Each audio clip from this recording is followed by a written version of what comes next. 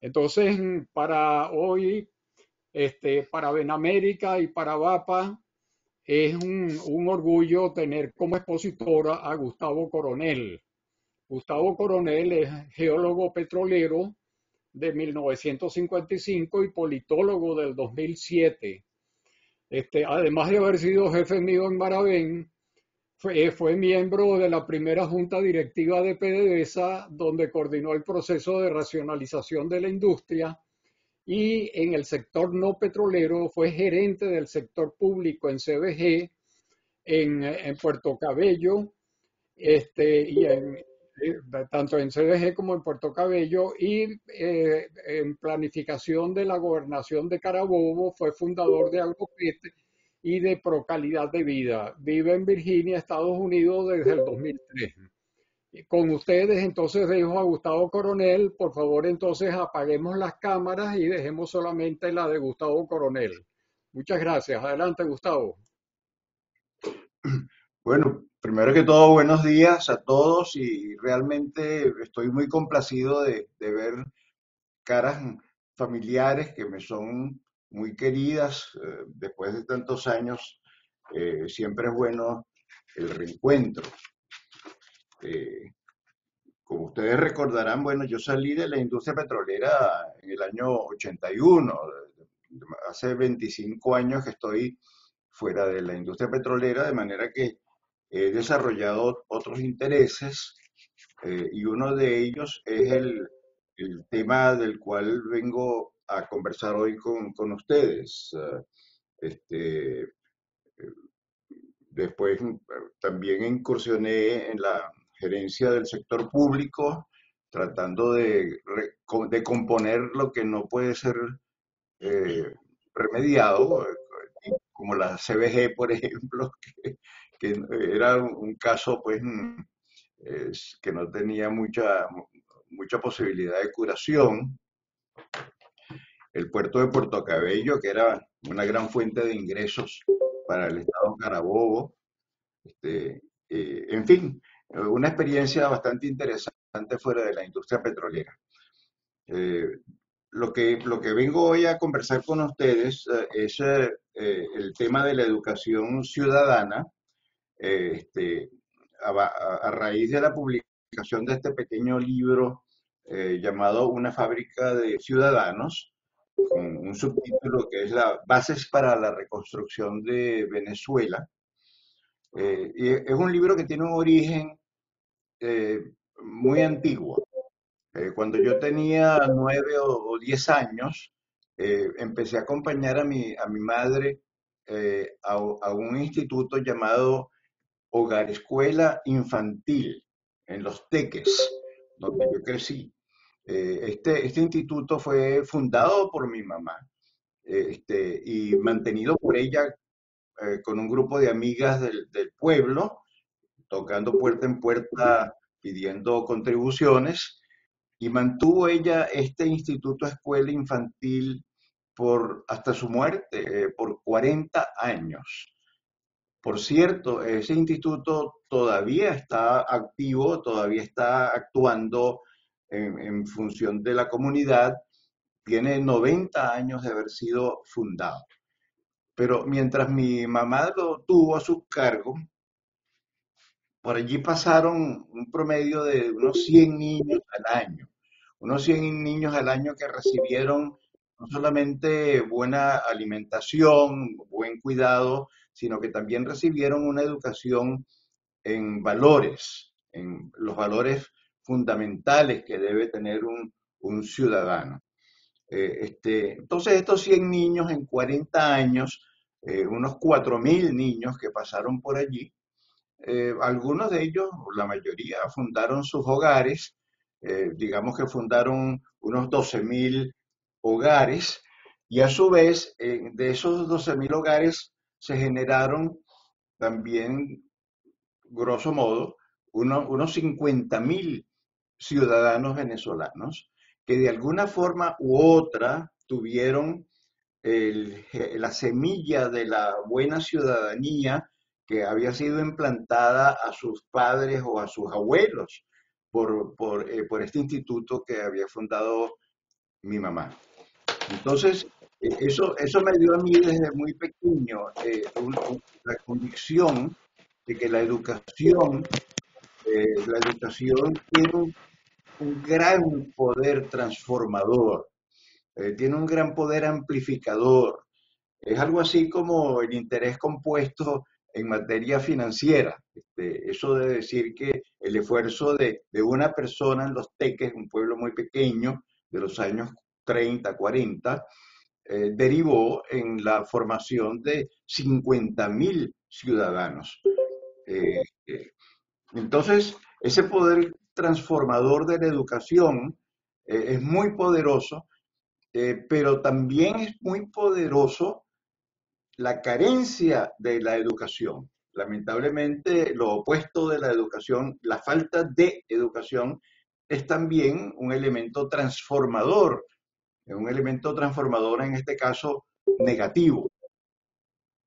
Y esto lo vemos nosotros, el resultado de la carencia de educación, la vemos nosotros hoy en la Venezuela que estamos eh, presenciando.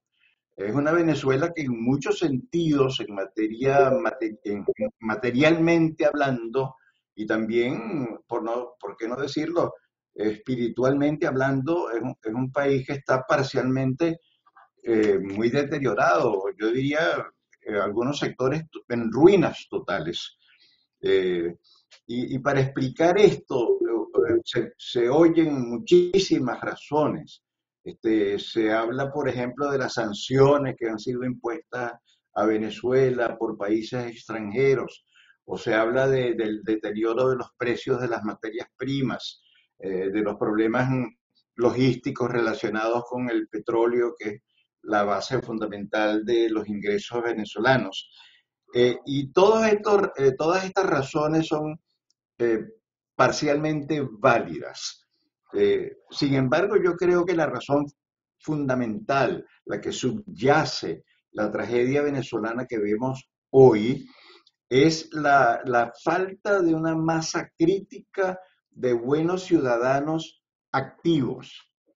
Y cuando yo digo buenos ciudadanos activos, quiero diferenciarlos de los buenos ciudadanos a secas, porque Venezuela tiene muchísimos buenos ciudadanos a secas, es decir, buenos ciudadanos porque no hacen nada malo, pero no son buenos ciudadanos porque hagan cosas activamente buenas.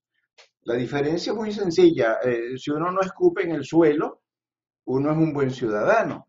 Pero si uno quiere ser un buen ciudadano activo, uno va a ir a limpiar el suelo cuando lo vea sucio, en lugar de decir, ese es algo que no me toca a mí, eso es algo que debería hacer otra persona, otras instituciones, el Estado, el gobierno.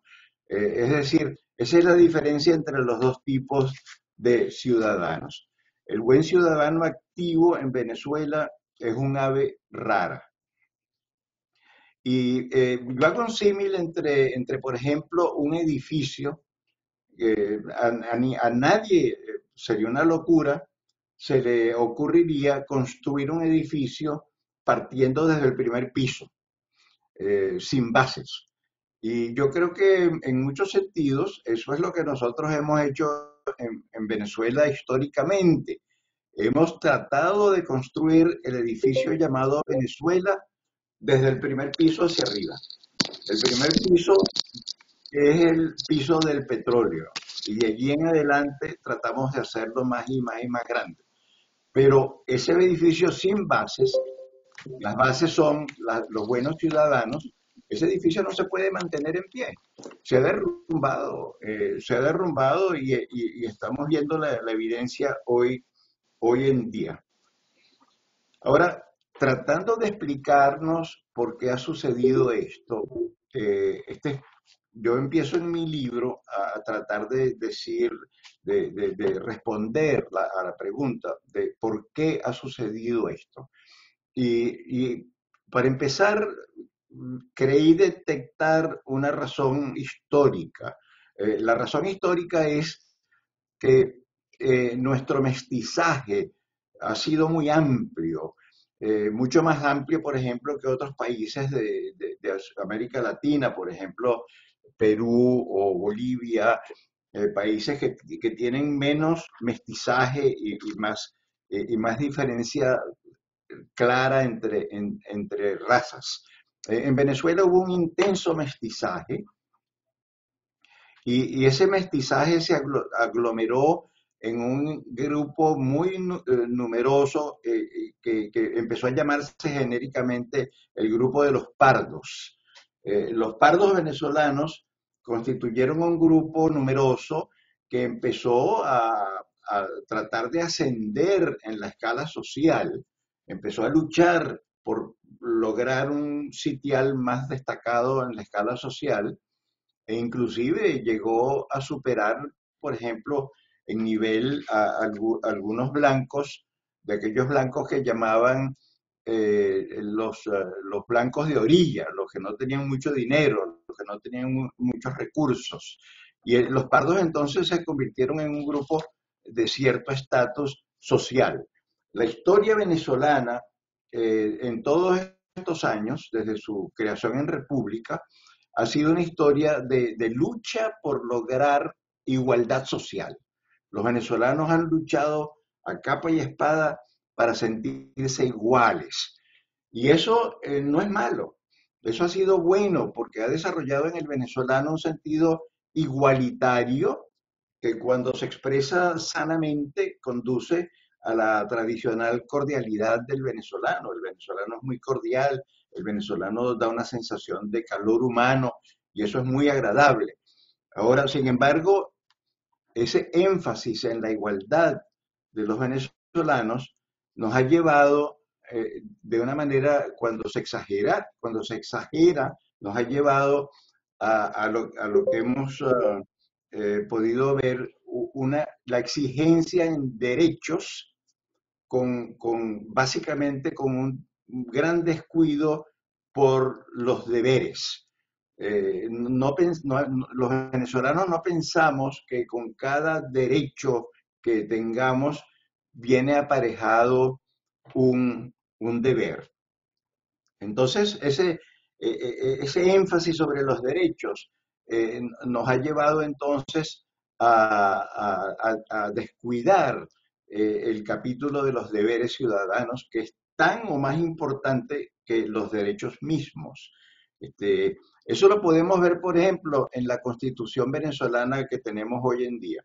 Esta es una constitución de 350 artículos, exageradamente prescriptiva, trata de regular nuestra vida aún en los detalles más pequeños, pero también yo me puse a contar en una ocasión cuántas veces se mencionan en esta constitución los derechos y cuántas veces se mencionan los deberes. Y la realidad es que los derechos son mencionados eh, no menos de 25 o 30 veces específicamente en diferentes artículos de la Constitución, y mientras que los deberes ciudadanos no son mencionados sino en unos 4 o 5 artículos. En la Constitución uno oye hablar de el Estado garantizará la educación, garantizará la salud, garantizará el empleo. Son garantías imposibles de cumplir y han conducido a que la Constitución venezolana haya derivado en una letra muerta a la cual muy poca gente le hace caso hoy en día. Entonces, esa lucha por la igualdad social que nos conduce a pedir derechos sin tener deberes concomitantes ha sido una de las causas fundamentales que nos ha llevado a esta situación actual. Y no es que nuestros educadores no nos los hayan advertido. Si uno lee, por ejemplo, los escritos de Simón Rodríguez, sí, los de Simón Rodríguez, o los documentos que generaron Pedro Gual y José María España, o Andrés Bello, o Cecilia Costa, Y luego en el siglo XX, educadores como Antonio José Cárdenas o Mercedes Fermín o el padre salesiano Isaías Ojeda, que fue mi maestro, todos estos educadores hicieron mucho énfasis sobre la creación de buenos ciudadanos a través del cumplimiento de sus deberes ciudadanos. Sin embargo, no le hicimos mucho caso a estos educadores y hemos creado entonces una sociedad donde hay una carencia aguda de buenos ciudadanos activos. Yo hice una vez un estimado muy a grosso modo de que cuántos de los 30 millones de venezolanos que tenemos hoy en día, cuántos de ellos podemos definir como buenos ciudadanos activos. Y cada quien tendrá su propio estimado. Yo estimé que no teníamos más de 3 o 4 millones de buenos ciudadanos activos. Y a lo mejor estoy exagerando, porque la gran masa de venezolanos son generalmente buenos ciudadanos pasivos porque no hacen nada malo, pero dependen casi exclusivamente del Estado para que el Estado les suministre todas sus necesidades.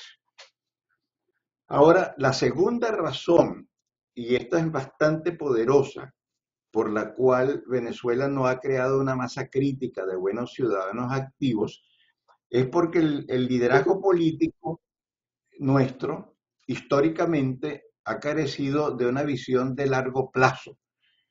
Porque el asunto es que la creación de buena ciudadanía no es algo que se puede hacer en 3 o 4 o 5 años.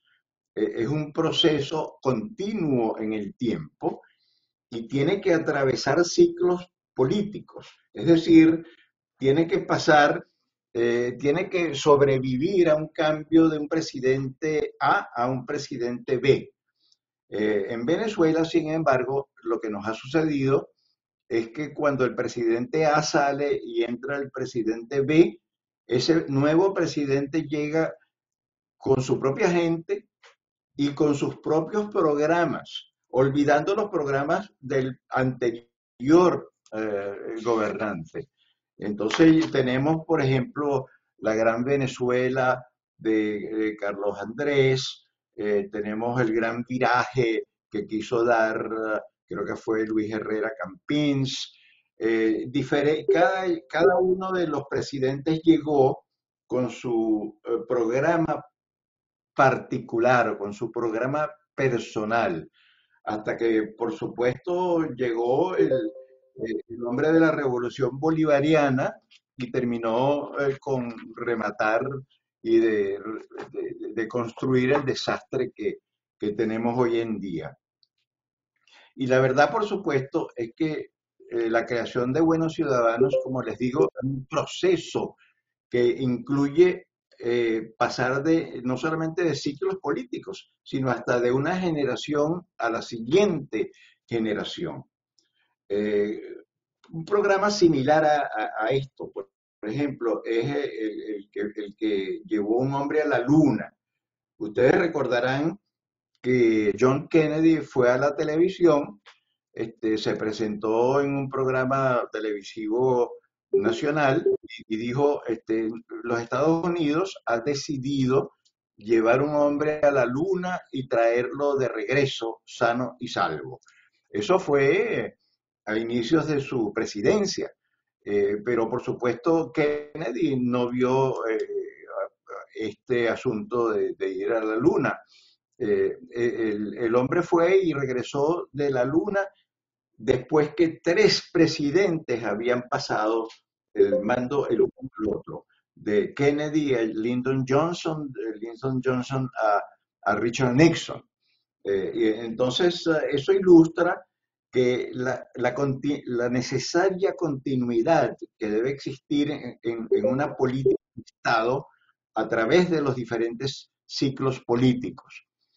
Otro buen ejemplo, que es más familiar para este grupo, es el grupo, el de la autosuficiencia energética en los Estados Unidos.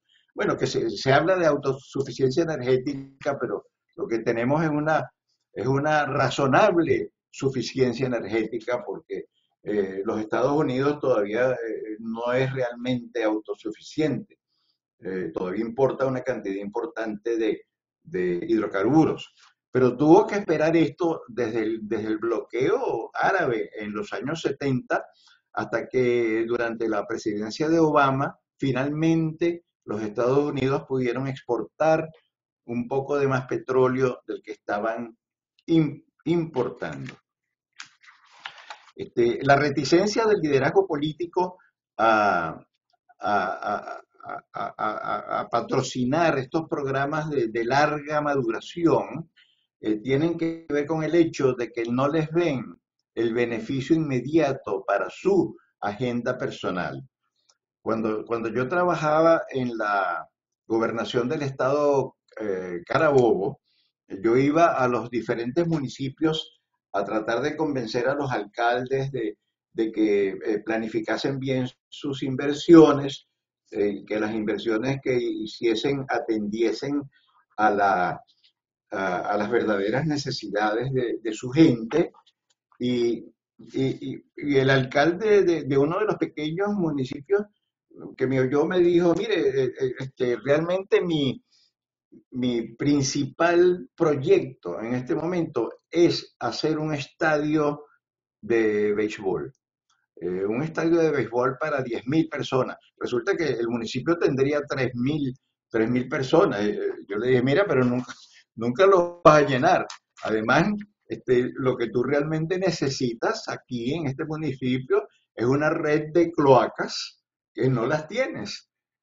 Y el alcalde se sonrió con mucha picardía y me dijo, mire, secretario, el problema es que las cloacas no se ven, lo que se ve es el estadio. Entonces eso me dio a mí una buena idea de que el liderazgo político venezolano nunca va a querer acometer proyectos cuyos resultados positivos ellos no puedan, de los cuales no se puedan ellos beneficiar directamente. Y esa es una de las tragedias venezolanas. Entonces, la transformación de la sociedad venezolana no se puede llevar a cabo en el curso de un ciclo político de la Gran Venezuela, ni del Gran Viraje, ni siquiera de los 20 años de y que revolución bolivariana que llevamos hasta hoy en día. Al contrario, mientras más dura esto, peor estamos. Entonces, no es que yo diga que no va a ser difícil llevar a cabo un proceso de transformación actitudinal derivado de la aplicación de un programa de educación ciudadana de largo plazo en Venezuela. Va a ser difícil, va a ser difícil, pero lo que yo también digo es que va a ser necesario hacerlo. Va a ser necesario hacerlo porque si no lo hacemos, si nosotros no logramos crear una base crítica, una masa crítica de buenos ciudadanos activos, no importa que tengamos mucho petróleo, no importa que tengamos coltán, no importa que tengamos las mujeres más bellas del universo, ni las playas más bonitas, no importa nada de eso, porque si no tenemos la buena ciudadanía activa que pueda utilizar eficientemente esos recursos para el mejoramiento integral de la sociedad venezolana, este país no va, como dice el proverbio, no va para el baile. Entonces, eso es tan evidente que nosotros podemos observar hoy países que carecen de todos estos recursos que les he mencionado. Este, por ejemplo, Japón no tiene recursos, Suiza no tiene recursos materiales de significación, Uruguay, Costa Rica, Chile, quizás un poco más, pero todos estos son pequeños países sin los recursos materiales, por ejemplo, que tenemos nosotros. Y sin embargo han podido crear una masa crítica de buenos ciudadanos activos.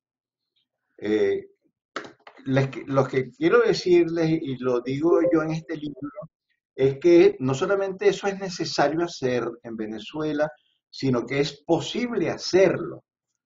Ciertamente hacer esto no es más difícil que llevar un hombre a la luna y traerlo sano y salvo de regreso. Y eso ya lo hicimos. Bueno, no lo hicimos nosotros, pero lo hicieron, el ser humano lo hizo, de manera que si se puede hacer lo más difícil, también se puede hacer lo más fácil.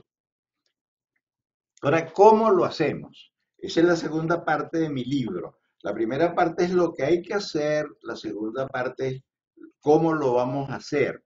Y mi libro empieza por decir que nosotros para llegar a hacer esto tenemos que establecer una serie de parámetros fundamentales.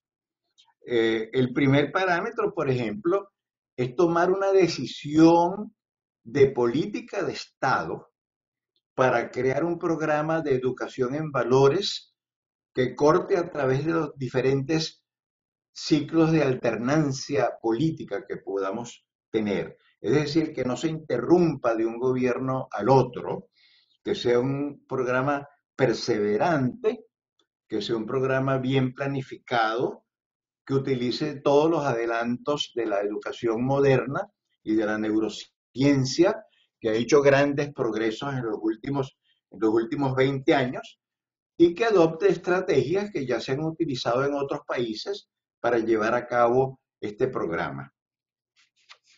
Entonces, esos son los parámetros fundamentales y yo digo que el método principal para llevar a cabo esto es establecer un programa de educación en valores en todas las escuelas de Venezuela, eh, que empiece desde el kindergarten, cuando el niño tiene 4 años, que ya está abierto, su sistema neuronal, su sistema límbico, está totalmente listo ya para recibir toda clase de educación en los valores tradicionales que deben animar al ser humano civilizado. Más aún, entre los 4 y los 7 o 8 años, dice la neurociencia, es cuando el niño, cuando el ser humano está más propicio para absorber como una esponja todo ese cúmulo de valores. De manera que empezar desde los 4 años con estos niños, llevarlos a través de la educación primaria, seguir a través de la educación secundaria hasta que salen de la educación secundaria y es el momento de o empezar a trabajar o ingresar a la universidad. Porque la neurociencia también nos está diciendo que después de los 20, de los 22 años aproximadamente, el ser humano como que ya no tiene suficiente capacidad de absorción de nuevos valores. Su sistema de valores va a estar esencialmente cristalizado para el momento en que ya tiene 20, 22, 23 años. Entonces, esa es la idea, llevar al empezar a inyectar valores ciudadanos a los 4 años hasta que el niño y joven adulto tenga 18, 19 años y esté listo para entrar al mercado de trabajo o para entrar a la universidad. Sí, pero en paralelo con la implantación de este programa para los niños, o quizás antes de empezar a desarrollar este programa para los niños, será necesario crear una masa, sí, una masa crítica de tutores o de maestros especializados en este programa, porque este va a ser un programa con papel de protagonista. La educación en valores que ha tenido Venezuela históricamente ha estado semioculta en toda esa jungla de ciencias sociales. Se ha impartido de una manera como un saludo a la bandera, aquella famosa materia de educación cívica, de moral y cívica, que ni siquiera los maestros ya querían enseñar, De manera que esto va a tener que ser parte de un papel de primera prioridad en el sistema educativo venezolano y tiene que estar llevado a cabo por maestros que sepan de qué están hablando, porque nadie puede enseñar lo que no sabe. Nadie puede enseñar lo que no ha internalizado él como persona. Entonces, ese programa para los maestros tiene que anteceder de alguna forma al inicio de este programa de educación en valores. El libro entonces empieza a hablar del currículo que va a ser inyectado, que va a ser dado a estos niños desde los 4 años hasta los 18 años. Desde el kindergarten se va a empezar a hablar con los niños del mundo en el cual los niños viven. Van a empezar a aprender que no solamente hay un pequeño mundo, que es el que ellos ven primero, que es el mundo de la familia inmediata, el mundo de los amigos, sino que hay un mundo cada vez más grande y van a ir obteniendo un sentido de universalidad, de expansión de su territorio espiritual, de su territorio intelectual. Entonces va a empezar a oír hablar en forma de diálogo, porque la educación moderna no es un camino de una sola vía, sino que tiene que ser un camino de doble vía, donde el maestro hable y el alumno responda. Eh, Van a empezar a hablar de los valores tradicionales como el respeto, la tolerancia, la amistad, este, cosas sobre las cuales el venezolano casi nunca habla ni le da importancia. Por ejemplo, el valor de hacer un presupuesto familiar, o el valor del tiempo. No hay nada que se desperdicie más en la Venezuela moderna que el tiempo. Y terminar entonces ese proceso largo de 15 años de educación en valores con un sentido más universal de lo que solemos tener hoy en día los venezolanos promedio. Es decir, nosotros somos generalmente muy nacionalistas, lo cual no es malo, muy patriotas, lo cual no es malo, pero hemos estado acostumbrados a pensar que somos chéveres, que Venezuela es el mejor país del mundo, de que Venezuela con razón o sin ella, como decía la Alemania nazi, y eso es peligroso porque el planeta Tierra se ha puesto muy pequeño y los problemas del planeta Tierra han llegado a ser más importantes para la sobrevivencia del ser humano y de la vida en el planeta que los mismos problemas nacionales. Por ejemplo, nosotros podemos ver hoy en día que todavía hay gobernantes, por ejemplo, los presidentes de Brasil, que han mantenido siempre que Brasil es soberana en lo que va a hacer o lo que quiere hacer con la Amazonía. Y la Amazonía resulta que es un recurso de naturaleza planetaria, de naturaleza global, por lo cual no puede ser simplemente objeto de una política de un Estado cualquiera. No importa que tradicionalmente haya quedado dentro de las fronteras políticas, que por cierto son bastante más artificiales, las fronteras políticas que las fronteras naturales del planeta. Entonces, eh, este, ese sentido de globalidad tiene que ser, eh, llegar a ser de una prioridad, de un rango hasta mayor que el patriotismo, que el nacionalismo exagerado, pues. porque un nacionalismo sano no es malo. Entonces, ese es un poquito lo que contiene mi libro, que tiene la cualidad de que es muy breve, que se puede leer en materia de 3 o 4 días a lo sumo. Está sencillamente escrito. Como no soy un experto en educación, el currículo que yo esbozo allí es algo muy tentativo.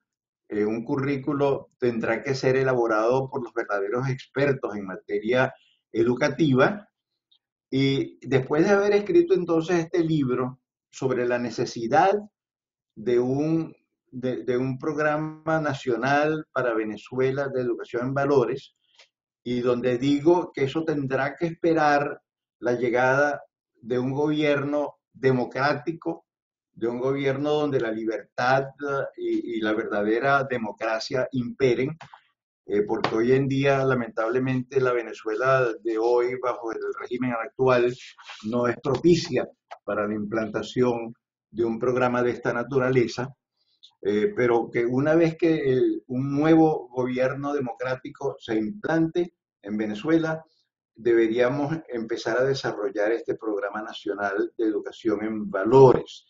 Eh, y entonces, después de escribir el libro, estoy ahora en una segunda etapa de mi estrategia, por decirlo así.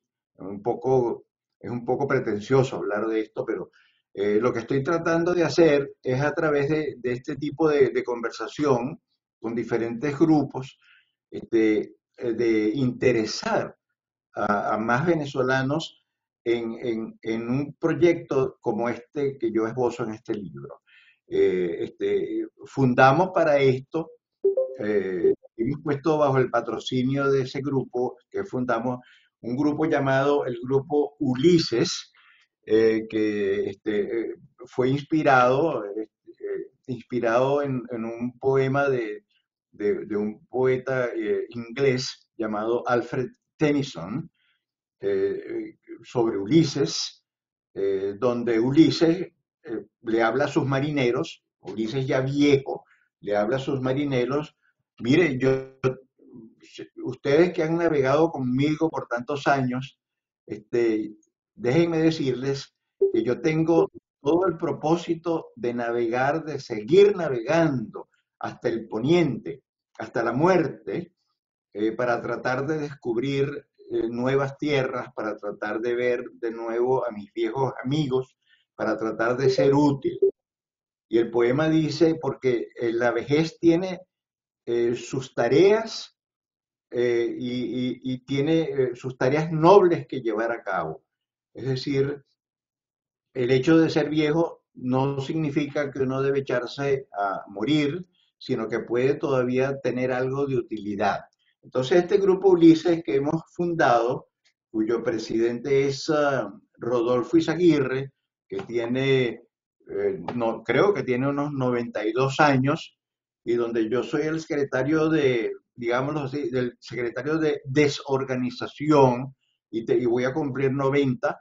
Entonces, nos hemos creado este grupo Ulises para patrocinar este programa de educación en valores para Venezuela, y dejarlo a los venezolanos del futuro, donde ya nosotros no tenemos papel ninguno que jugar, pero dejarlo como una especie de testamento de los venezolanos, digamos, del siglo XX, donde estuvimos activos, como una especie, sí, de legado, eh, para el mejoramiento de una Venezuela que no debería haber caído tan bajo como ha caído, y que debe de alguna forma u otra recuperar su dignidad de nación, debe recuperar su verdadera capacidad de ser un país civilizado, miembro de la comunidad de naciones, en lugar de estar en el foso junto con los países más atrasados del planeta. Bueno, miren, esto es un poquito lo que yo quería decirles. y ahora estoy muy dispuesto pues a contestar o a tratar de contestar alguna de las preguntas que ustedes puedan, de alguna de las interrogantes, alguna de las dudas que ustedes puedan tener, porque yo sé que habrá muchas dudas, muchas interrogantes de este programa. Muchísimas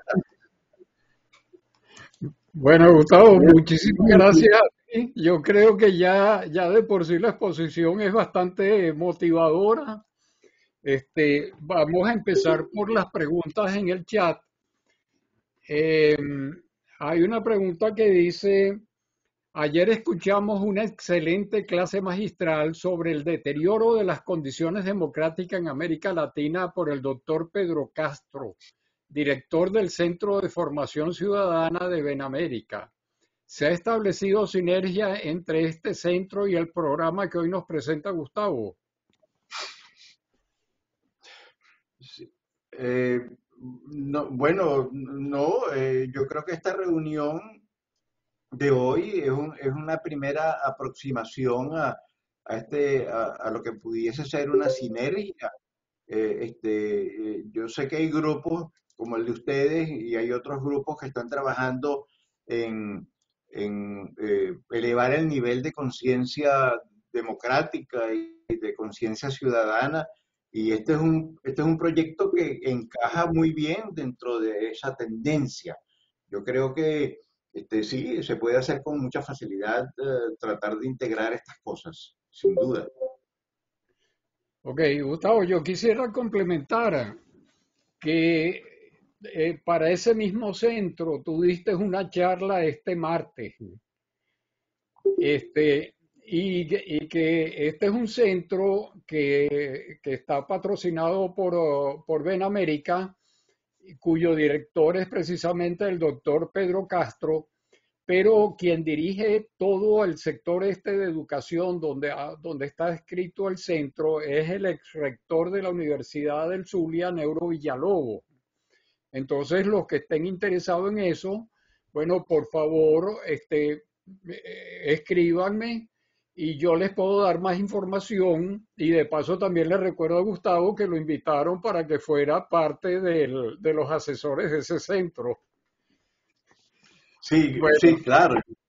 Yo estoy en contacto con Neuro, sí, ciertamente, y creo que podemos trabajar juntos porque estamos muy alineados en lo que pensamos nosotros que se debe hacer en la Venezuela que tendrá que llegar en algún momento. A pesar de que parece que no va a llegar nunca, yo creo que sí va a llegar y en ese momento debemos estar preparados con un plan en todos los órdenes, así como hay un plan petrolero que es muy bueno, que ha sido desarrollado por un grupo de petroleros. Así debemos tener un plan educativo a lo largo básicamente de las líneas estas que yo he mencionado hoy, definitivamente. ok. Hay una siguiente pregunta, Gustavo, que dice, excelente tema y exposición. Pregunta, ¿es fundamental tener valores ciudadanos y no hay duda de que la educación juega un papel central como su madre lo vio y lo asumió? Entonces, considerando que en nuestra infancia y juventud vamos a invertir mucho tiempo en la escuela, donde de hecho tenemos una copia en pequeño de la sociedad en la que vamos a pasar esencialmente nuestras vidas adultas, ¿no sería importante dentro de esas escuelas incorporar como parte fundamental del currículum, tal vez la más importante, actividades de convivencia encaminadas a emular las situaciones a encontrar en una vida ciudadana orientada a solucionar problemas de la comunidad? Tal vez comenzando por aquellos, perdón, tal vez, eh, que la pregunta es muy larga y entró otra pregunta y Ajá. me la descontinuó.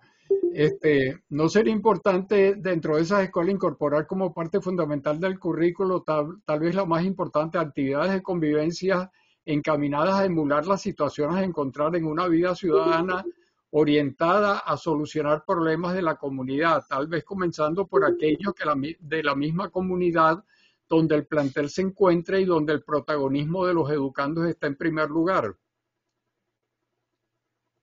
Sí, bueno, yo creo que la pregunta está dirigida un poco al concepto de modelaje, como parte de este programa de educación ciudadana. Sí, puede haber lo que llaman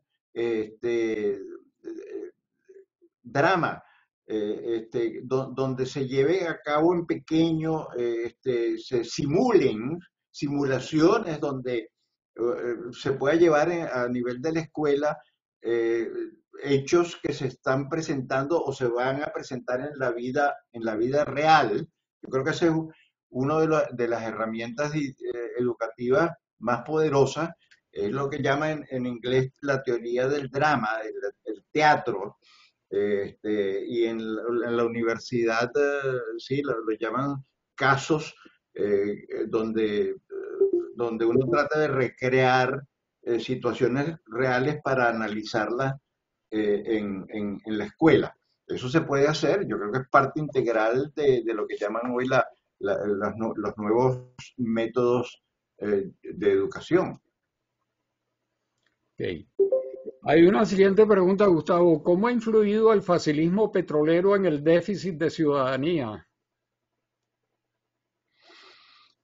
Bueno, claro, sí, yo creo que el petróleo nos ha definitivamente nos ha deformado nuestra capacidad de actuar como buenos ciudadanos preocupados por el progreso de la comunidad, porque el ingreso petrolero, aun cuando ha sido terriblemente mal utilizado, tuvo épocas donde sí se transformó en progreso real. Por ejemplo, yo creo que la democracia venezolana tuvo una etapa luminosa que yo diría va desde la presidencia de López Contreras hasta la presidencia primera parte de la presidencia de Carlos Andrés Pérez, donde hubo un progreso significativo en todos los ámbitos, en materia vial, en materia de infraestructura, sí, física, pero también en materia educativa, etcétera. Sin embargo, el ingreso petrolero mal utilizado nos fue acostumbrando a pensar que el Estado debía proporcionarlo todo. Y se debilitó muchísimo el sentido de responsabilidad que tiene uno como ciudadano para el mejoramiento de la comunidad. Los mismos líderes políticos venezolanos robustecieron esa deformación. Por ejemplo, cuando Hugo Chávez llega al poder y empieza a hablar de que él ha venido, que la revolución bolivariana ha venido a pagar la deuda social, un concepto de deuda social que lo que significaba es, ahora nosotros le vamos a dar a ustedes quédense sentados, que ahora le vamos a dar a ustedes lo que los otros gobiernos anteriores no le habían dado. Entonces se crean las misiones, se crea la repartición de comida, los subsidios directos, y como en el viejo aforismo, empieza Hugo Chávez a dar pececillos, pero no enseña a nadie a pescar. Entonces, en esa diferencia fundamental de filosofía, ha participado como agente deformador el ingreso petrolero, significativamente. Sí, señor. Le preguntan, ¿usted cree que se pueda iniciar con estrategias comunicacionales como eh, como la llevada a cabo por el dividendo voluntario para la comunidad, o habrá que usar una compulsiva como la de Singapur? Bueno, nada compulsivo es bueno, ¿no? Por supuesto, eso nos lleva al campo de si hay o no hay autocracias benignas. Yo creo que nada por la fuerza resulta en algo duradero, realmente que la gente pueda internalizar de una manera espontánea y voluntaria. Yo creo que lo que hay que hacer es comenzar este programa, avisarle al país que el programa va a ser instalado, que todo el mundo tiene que cooperar con el desarrollo de este programa, que no se debe dejar solamente en manos del Estado, que es un proyecto que va a estar compartido por el Estado, pero por la familia y por la sociedad civil en su sentido más amplio.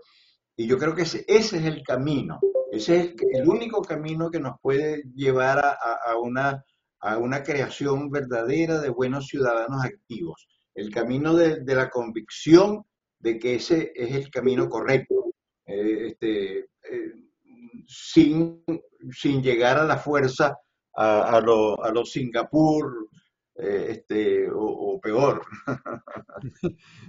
Bueno, conectada con esa, hay una pregunta precisamente que dice, ¿ha revisado usted cómo la gente de Singapur elevó su calidad de ciudadanos y los llevó a ser una de las economías más importantes del mundo?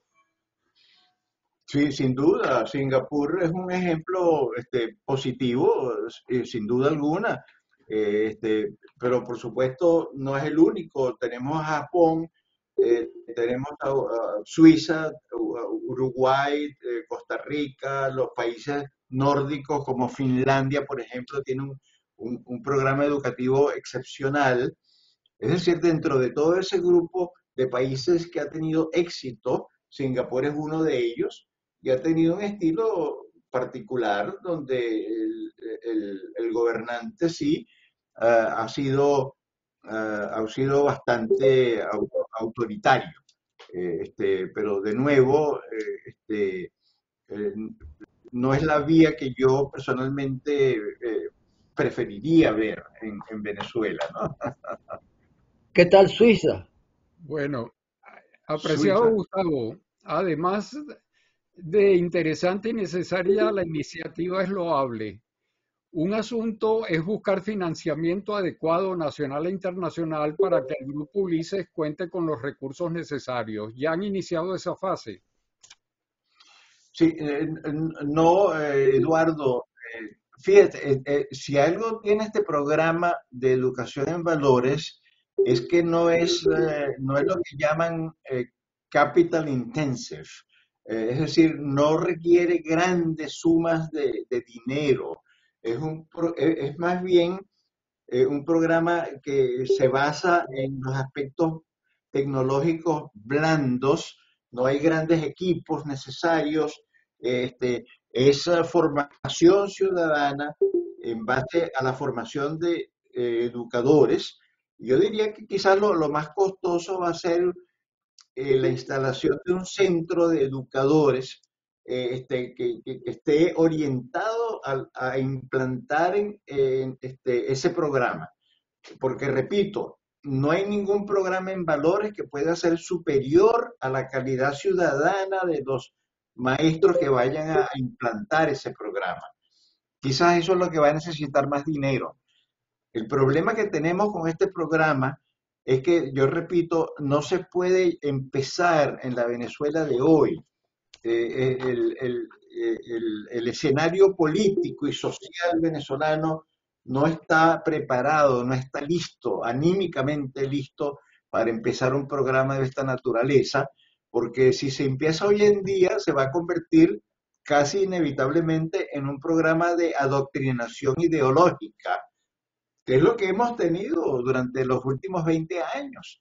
La educación bajo el régimen de Chávez ha sido un proceso de adoctrinación descarado, no solamente a nivel de la primaria y de la secundaria, como se puede ver en los libros de texto que han sido creados por la revolución, sino también a nivel universitario, con la creación de estas universidades como la Universidad Bolivariana, etcétera. De manera que la Venezuela para la cual está diseñado este programa es la Venezuela que todavía no existe. Es una Venezuela eh, libre, una Venezuela democrática, un liderazgo de de visión global y de visión de largo plazo. Se preguntará uno, bueno, ¿tenemos nosotros los líderes para llevar a cabo este programa?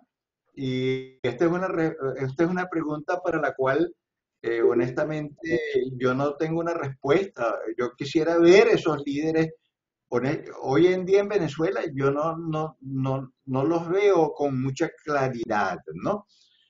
Por supuesto, es que el liderazgo que se necesita no es solamente un liderazgo político, es que el liderazgo que se necesita para esto es un liderazgo social, un liderazgo de la sociedad civil como un todo. En ese sentido, yo creo que tú me lo mencionaste específicamente en estos días pasados, el ámbito donde hay que buscar estos nuevos líderes no está circunscrito al ámbito político, sino que se debe ir a buscar en el seno más extenso de la sociedad civil. Bueno, conectado con si la propuesta que grandes iniciativas con Venezuela y la revolución Machado. No te escuché bien, Eduardo. Te preguntan, ¿qué opina usted si la propuesta que propone se integra con otras grandes iniciativas como Un sueño para Venezuela y la revolución de la inteligencia de Luis Alberto Machado? Bueno, magnífico, es que está en la misma línea, está en la misma línea y uno de los que ha hecho aportes específicos para este libro en materia de información de Gallup, por ejemplo, fue Herbert Torres.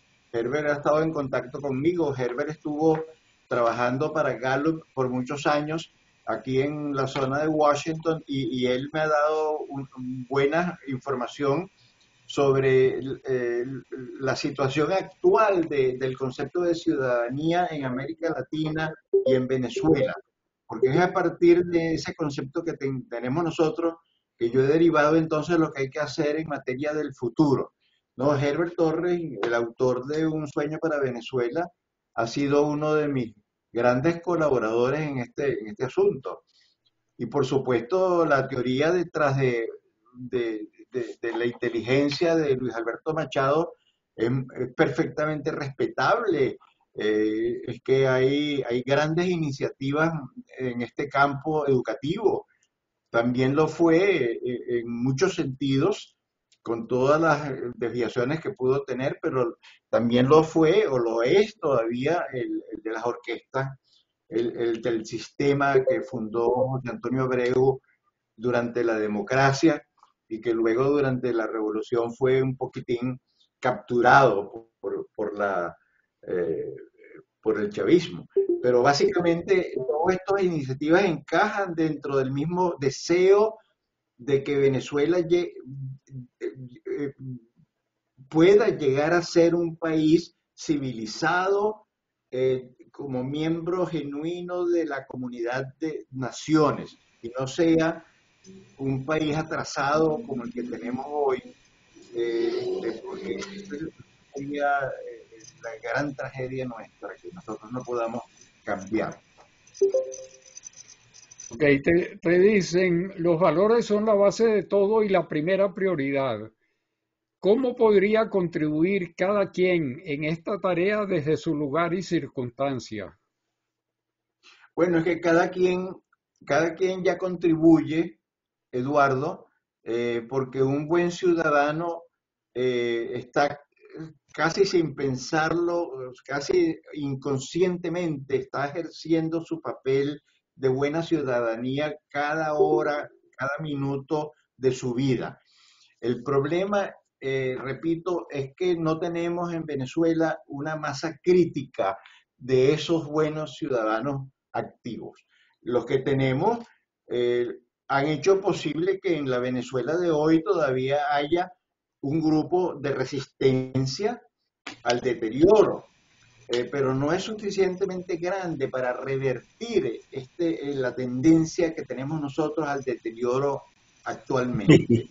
De manera que yo sé que los buenos ciudadanos están activamente trabajando hoy en día en todos los escenarios posibles, no solamente los que están en Venezuela, sino los que están en el exterior, los que estamos en el exterior, estamos pensando en Venezuela. Pero no somos suficientes y tenemos que aumentar el tamaño de esa masa, básicamente. Bueno, Gustavo, hay un par de comentarios interesantes que después te los pasaré, pero la última pregunta que queda antes de dar el derecho de palabra es, así como Chávez impulsó el cambio de mentalidad en mucha gente, ¿no se podrá en la nueva Venezuela incluir en programas de educación en Venezuela desde el primer grado hasta el último universitario, incluyendo los diplomados, las maestrías y los doctorados, y que deben contener la materia ética y valores ciudadanos? Bueno, pero eso es exactamente lo que eso es exactamente lo que está aquí propuesto. Ese es el programa de educación en valores a nivel nacional, que arranque desde que el niño tiene 4 años hasta que sale a la universidad. Porque, repito, los adelantos de la neurociencia sugieren hoy en día que ya para cuando el hombre o la mujer, el ser humano tiene 22, 23 años, ya no es tan capaz de absorber nuevas creencias, nuevas filosofías de vida. Ese es un poquito el cuadro, ¿no? Pero esto es exactamente lo que dice esta persona, es lo que este libro está sugiriendo, 100%. Ok. Bueno, Gustavo, con esto pasamos al derecho de palabra. Están anotados Daniel Cárdenas, Pedro y Jorge Cancoff. Tiene la palabra Daniel Cárdenas. Buenas tardes. De verdad que me complace sobremanera haber tenido esta oportunidad, no solamente para escuchar a Alfredo en esta magnífica exposición con la que me siento plenamente identificado, sino que felizmente coincide con Eduardo Betancourt, a quien saludo también porque fue mi profesor de planificación estratégica en el PAGE en la Universidad Católica, hará yo creo que unos 10 años. Concuerdo plenamente con la iniciativa, con esta iniciativa estratégica que sin duda es una prioridad nacional. No obstante, algo habrá de hacerse con la generación perdida, nacida en revolución. Habría que diseñar estrategias metodológicas especiales, distintas, diferentes, dirigidas a esta generación víctima de esta ideología nefasta. Cuando le escribía a Gustavo para integrarme al grupo Ulises, le comenté que en mi experiencia profesional tuve, yo creo que una maravillosa, hermosísima experiencia y oportunidad de trabajar con muchachos de 16, 17, 18 y 19 años que ingresaban a una escuela del Estado, y que por 6 meses recibían una formación intensiva básica para luego ir al campo laboral. Y en esta ocasión, en esa ocasión, ese campo laboral era un barco, con toda la complejidad tecnológica que supone operar un barco. Pero Daniel, 30 segundos te quedan. Sí, lo que quiero significar es que la prioridad en la formación de esos muchachos fue en valores morales, en valores sociales, en valores culturales, en valores cristianos, y eso supuso un rotundo cambio y hacerles ver a ellos de utilizar esa formación como una plataforma y un trampolín para la vida. Eso fue una exitosísima experiencia. Gracias. Bueno, Daniel, gracias. ¿Algún comentario, Gustavo? Sí, bueno, quería decirle a Daniel que nosotros en la década del 1990, de los años 90, yo fundé la agrupación Pro Calidad de Vida y uno de los programas de Pro Calidad de Vida que llevamos a cabo en Caracas, en Venezuela, fue en Chacao, en las escuelas públicas de Chacao. Nosotros llevamos a cabo un programa de educación en valores que era como un experimento piloto de lo que estoy sugiriendo a nivel nacional en este libro. Nosotros llegamos a tener 12.500 niños en ese programa y nosotros fuimos a la Universidad Católica Andrés Bello y le hablamos a los estudiantes y para que ellos fuesen los tutores de esos niños y nosotros entrenamos a los jóvenes estudiantes de la Católica y ellos fueron los tutores de estos niños y por un par de años nosotros tuvimos este programa en las escuelas públicas de Chacao con un impacto maravilloso, pero aún 2 años es un tiempo muy corto, porque la idea de lo que yo estoy proponiendo es de 16, de 16 años de educación en valores continuamente, de manera tal que lo que se puede hacer es ponerle a la persona como un guante de seda que llamamos valores ciudadanos, un guante tan fino que llega a ser parte de la mano, de la misma mano del ser humano. Es ponerle al ser humano, implantarle a través de la educación una segunda naturaleza, un perfil ante la vida que sea diferente, significativamente diferente del perfil promedio del venezolano de hoy. Y eso me lleva al comentario sobre la generación perdida.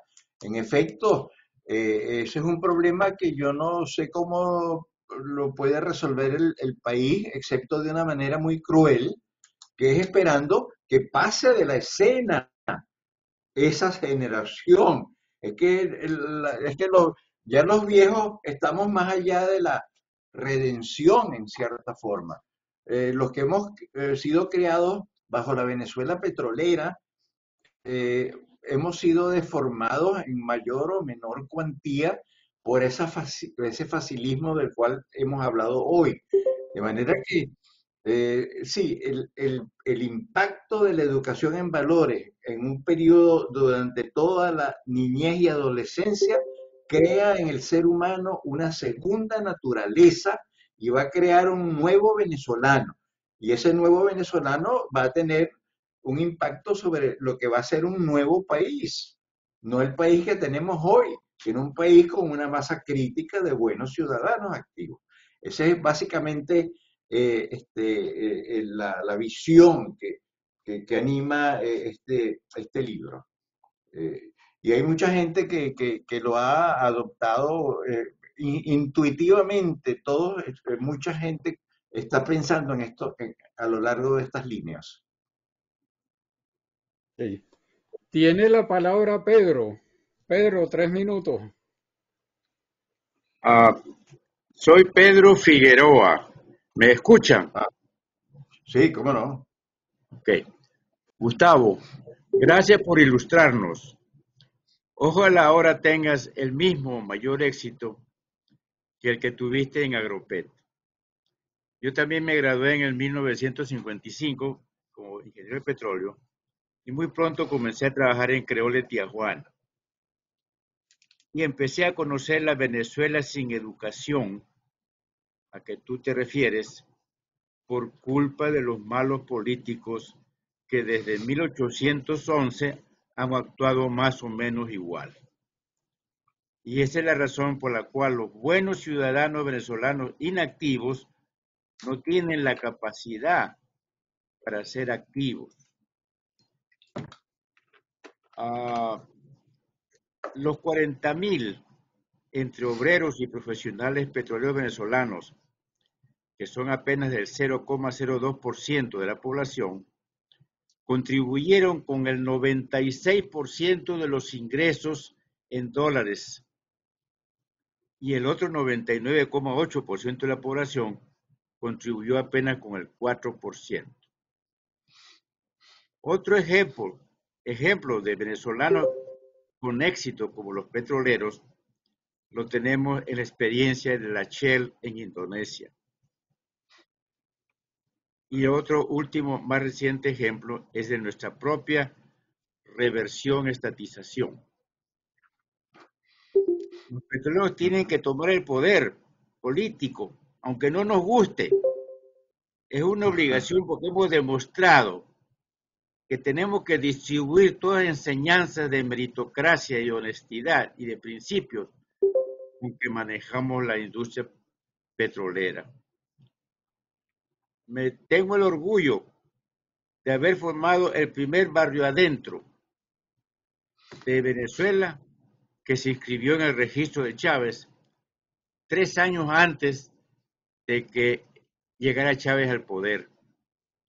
La enseñanza de ser ciudadano no es solamente la enseñanza académica, es la enseñanza en la práctica, que lo entienden con mayor facilidad.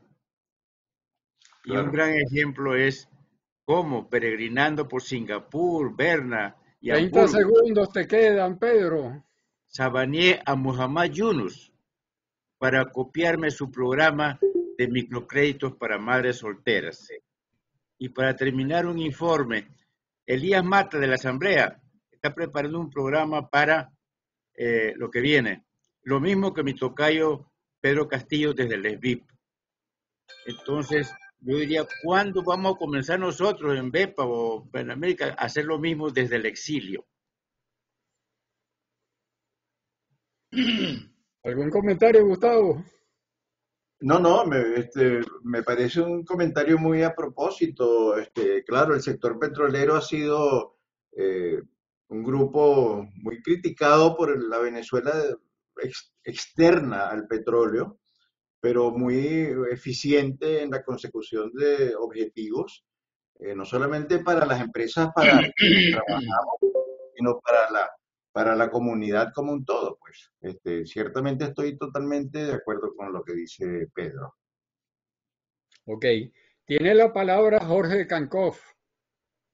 Bueno, muy buenas tardes a todos y especialmente un gran saludo otra vez a Gustavo, que tuve también la oportunidad de estar recientemente en tu presentación. Lo que yo estaba pensando, quizás, Gustavo, y tú me puedes corregir, que quizás pueden haber esta opción muy válida a largo plazo y una al corto plazo. Yo creo que lo que tenemos que hacer en Venezuela al principio es limpiar, porque existe una gran cantidad de gente que, como todos saben, las diferentes bandas de maleantes que hay. Entonces habría que hacer una limpieza primero de todo esto, porque quizás estas mismas personas van a impedir que tu plan, que es muy validero y no dudo que sea exitoso, se pueda cumplir a cabalidad. Y simplemente traigo esto a colación como lo que ha pasado, y me gustaría oír tu opinión, recientemente en El Salvador, con el presidente Nayib Bukele, porque todo el mundo, cuando uno habla de Indonesia, dice, no, es que nosotros no somos asiáticos, pero aquí tenemos un caso específico que no sé si al final va a dar resultado, pero la información que se maneja es que han limpiado el país de todos esos personas o bandidaje que había en El Salvador. Entonces, no sé qué piensa Gustavo si podemos tener dos etapas. Una donde hay que meter mano dura y después, como tú dices, seguir con el programa que tú propones. Sí, bueno, Jorge, gracias. Y fíjate, yo pienso que este programa es un programa para el futuro venezolano, para la Venezuela que todavía no existe, que va a existir cuando tengamos democracia, cuando tengamos libertad y un grupo de líderes que tenga una visión de más grandeza de la que hemos tenido, de la que han tenido los líderes políticos de hoy. Lo que tú dices, que sería un programa de aplicación de fuerza para limpiar la delincuencia que existe hoy en día, es algo que se sale totalmente pues del ámbito de lo que yo estoy proponiendo. Es algo que puede existir en paralelo, yo no digo que no, por supuesto, pero que no tiene mucha relación con lo que yo estoy proponiendo. Por ejemplo, tú mencionas lo del Salvador.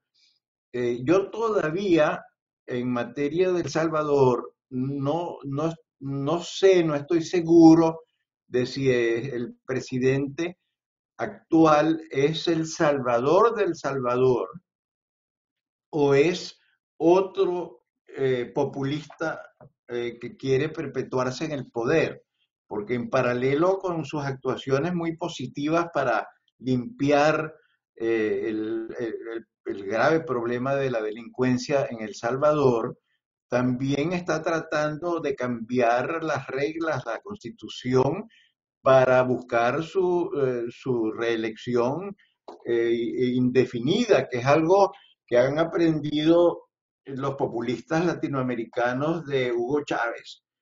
Hugo Chávez tuvo la idea de la constituyente con poderes supraconstitucionales para refundar la nación, y lo que hizo fue crear un nuevo modelo político para para perpetuarse él en el poder. Eh, este, eh, pero tenía para eso, tuvo el inmenso ingreso petrolero y tuvo éxito. Los demás presidentes latinoamericanos, Rafael Correa, Humala, Boric en Chile, Evo Morales, Zelaya en Honduras, todos quisieron poner en marcha el mismo modelo de Chávez, pero fracasaron porque no tienen el dinero que tuvo Chávez para poderlo financiar y conquistar adeptos a punta de real. Yo en ese sentido no estoy todavía convencido de que en El Salvador la cosa va a salir bien, Jorge, pero conceptualmente estoy de acuerdo contigo en que se puede hacer mucho para limpiar la situación actual, pero yo estoy hablando de un proceso generacional que va a ir desplazando por razones cronológicas inevitables, va a ir reemplazando el perfil venezolano actual por un perfil venezolano que va a venir de esos niños y adolescentes que va a estar en la Venezuela de mañana. Este programa mío está dirigido hacia mañana y no hacia hoy. Ok. Tiene la palabra Luis Velázquez. Sí, buenos días a todos. Gustavo, es la tercera vez que te escucho hablar. La primera fue en Washington en vivo, en una reunión que tuvimos allá. La segunda fue la vez que te contacté para que vinieras a este webinar, que lo hiciste y me pareció fantástico la historia que nos contaste de aquella PDVSA. Y lo que más me gustó en esa oportunidad es que dijiste que estabas trabajando en una escuela de ciudadanos. Y gracias que tuviste la oportunidad hoy de explicarnos de qué se trata. Yo soy un fanático de que nosotros nos convirtamos en mejores ciudadanos, tal como tú lo has explicado. Y lo que dijiste de PDVSA, yo creo que lo que nos movía, la eficiencia que nos movía a ser unos mejores empleados de la petrolera nacional, nos olvidó por completo ese lado de ciudadanos que siempre debimos tener. Yo recuerdo que hasta yo mismo con orgullo decía, trabajamos en una empresa de primer mundo, pero está ubicada en un país del tercer mundo. Y otros decían, es que tienen la dirección equivocada. Y yo recuerdo que con orgullo lo decía. Y ahora, echo para atrás la película, como dicen, hago rewind, digo, 30 pero segundos, Luis. qué locura dije. Entonces, lo otro que te quería decir es que sí, hay que aprender a ser ciudadanos. Y si ves aquí en la pantalla, tengo el artículo 265, que contempla la Constitución, las asambleas de ciudadanos.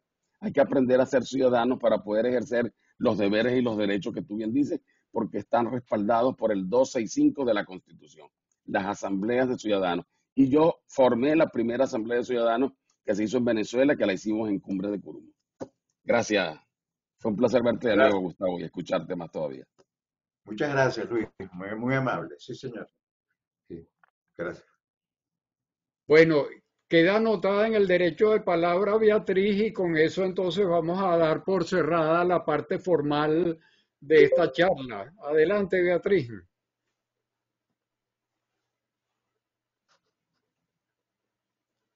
Bueno, me oyen. Buenas tardes a todos. Mi intervención es para hacer una acotación porque sé que se han hecho intentos de implantar cátedra de valores en Venezuela en estos tiempos finales, vamos a decir. No sé si el doctor Coronel conoce el programa de la señora Cristín Marcelus de Folmer, que tiene un programa sobre valores y creo que comenzó a ser implementado en las escuelas de fe y alegría. No estoy muy segura, pero me parece interesante, no sé, también enfocado a qué tipo, si son valores más cristianos o valores democráticos, no sé cómo está enfocado. También existía en la Universidad de Carabobo una cátedra de valores. Entonces sería interesante como conocer cuál fue la experiencia, cómo, cómo ha resultado ese trabajo y de pronto hacer esfuerzos más acumulados, porque el problema es tan complejo que aun cuando salgamos de todo, pues sacar a Venezuela adelante va a ser bastante difícil. Esa es mi acotación para el doctor Coronel. Gracias. Sí, bueno, muchísimas gracias, Beatriz. Eh, realmente yo sé, yo estoy consciente de la existencia de programas del sector privado muy valiosos, como el que tú mencionas de la señora Cristina Vollmer. Para ser exacto, una de las personas que más también colaboró conmigo mientras yo escribía este libro fue que Cristina Burelli, Cristina Vollmer de Burelli, hija de la señora, claro, de la señora Vollmer, de Alberto. Y ella tiene un programa muy parecido a este. Por supuesto, ese es el tipo de cosas de los cuales nosotros podemos nutrirnos, porque de lo que yo estoy hablando es simplemente de una escala nacional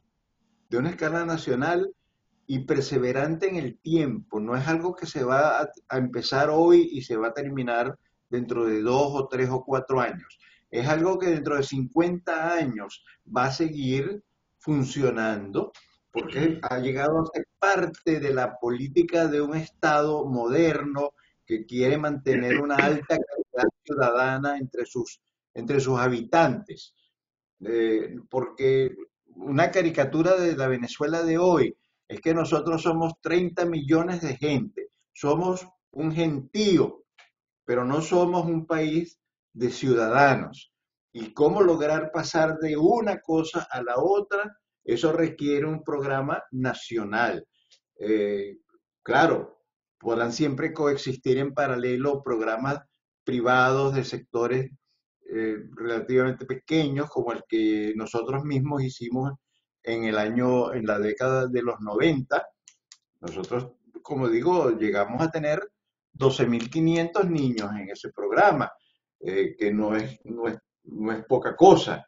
Y el impacto, uno de los impactos más grandes fue que los padres de esos niños vinieron a nosotros para decirnos que cuando los niños regresaban a sus casas de la escuela, después de oír esta discusión sobre los valores de la tolerancia, el uso del tiempo, el uso racional del dinero familiar, el respeto por la opinión de los demás, la amistad,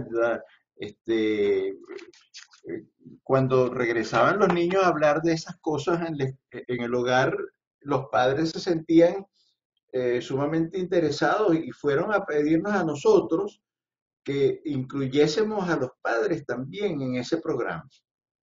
Es decir, había sed de participar en la discusión sobre estas cosas. Y yo creo que eso es válido también y se pueden hacer muchas cosas con la generación perdida.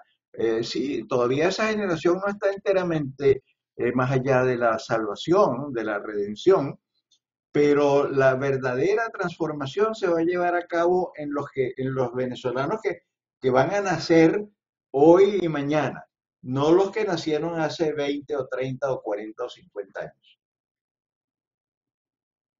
Bueno, con esto entonces cerramos la parte formal de este webinar. Le damos las gracias a Gustavo Coronel. Creo que sigue sembrando inquietudes en una gran cantidad de personas. Gustavo, te felicito y les agradecemos a todos ustedes también el haber asistido y la participación que han tenido.